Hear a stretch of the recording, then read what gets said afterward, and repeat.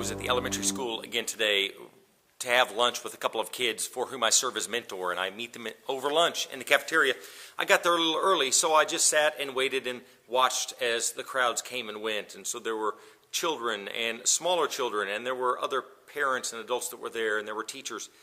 And it struck me how young some of the children look compared to others, especially when I realized that when I'm here at the church and visiting in our preschool, the 4-year-olds and the 5-year-olds look pretty grown up. And when I'm at home, our 5-year-old daughter seems so much more grown up than our 3-year-old son. And in the context of the elementary school, though, the 6th grade kids seem to be really grown up, and the 3rd grade kids seem so young and so small. And so I was just struck to be reminded that how we understand things and how people see us depends on the context in which they see us and the context in which they place us, and we understand others. So on this day after Easter, this day after the celebration of God's great victory over sin and death and Jesus' resurrection from the dead, I want to invite you to consider, in what context do people see you? Do people see your life as a follower of Jesus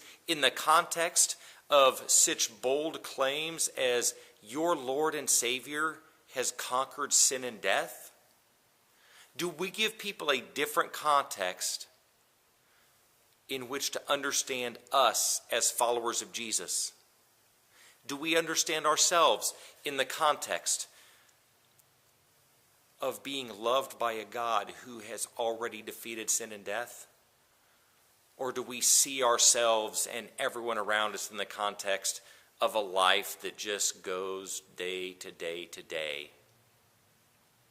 I want to invite you to join me this week in offering people a different context in which to see us. May we see each other in the context of being loved by and serving and following a God who has conquered sin and death, and that has already begun to make a difference in our lives.